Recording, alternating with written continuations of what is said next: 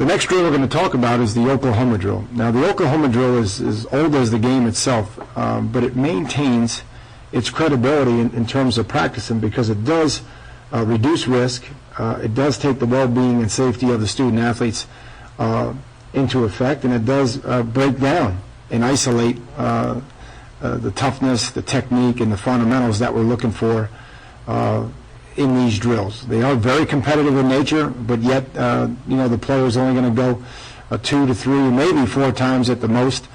What we like to do here at the University of Miami is post all the matchups. We like to make sure that we got the big guys going against the big guys, and the combos going against the combos, and the skills going against the skills. And it does a really good job matching them up. It creates competition.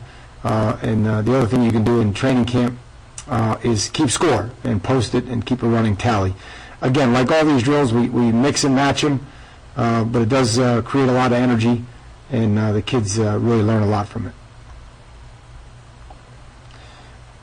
Again, what we like to do is have the ball carrier about 6 yards back, and the drill starts on the offensive blocker's movement. Don't make it complicated. We like the running back 6 yards back, and the drill starts on the offensive blocker's movement. The key here to the drill is to have the running back not leave until contact is made. So that's really important. This is a drill where we're trying to teach staying on blocks, keeping a base, moving our feet, and finishing the block on offense. On defense, it's a drill where we want to not false step, not give up ground if we don't have to, get our feet and hips underneath us, strike with our elbows in, rubbing our rib cage, thumbs up, press the blocker back with our hands, lock him out, strain and shed and move laterally, get outside the framework, and then ultimately finish with a live tackle. Again, there's not a lot of bodies in this drill. Rarely, if ever, do we get someone nicked up in this drill, but we're really teaching, again, the technique, the fundamentals, and the toughness.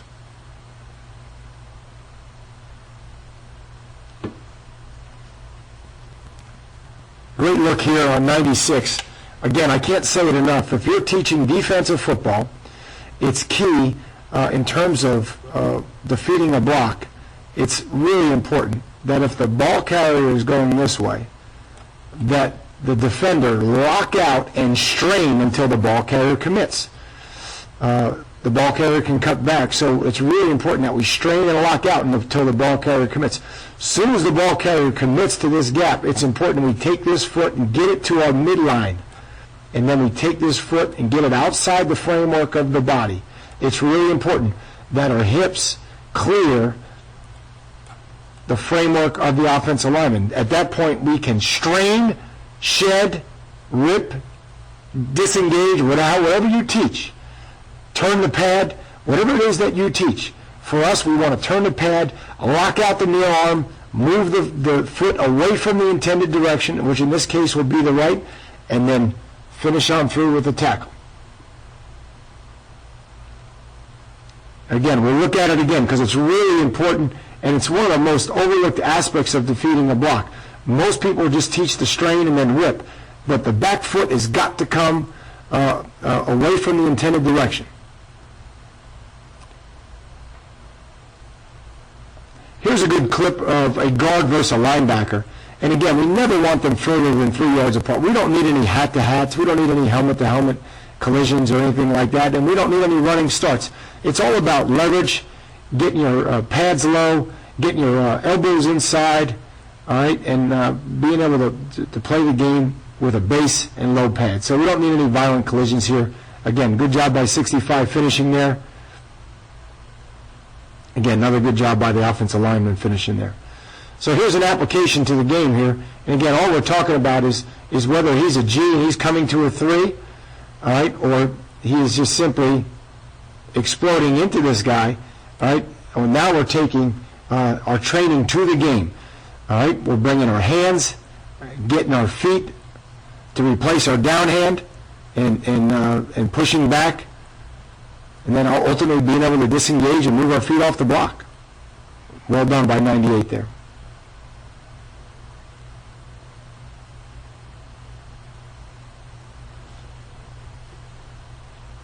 Same thing that we're teaching here. Again, all this is an Oklahoma drill. Again, we try to keep it consistent with our fundamentals. Good base, try to gain ground on the first step, try to get your second foot in the ground and get it down the midline. And again, at that point, it's rub the ribs with your elbows, thumbs up, hands in, low pads, and inside leverage with your hands. Again, good job bringing his feet. Well done. Again, the Oklahoma drill is an old drill. It's an historic drill in the game, and I think it has more value today than probably at any time in our history, primarily because it allows us to reduce the risk of injury, allows us to control and condense the moving parts, and ultimately allows us to continue to improve our team toughness, our techniques, and ultimately the fundamentals that we need on each play.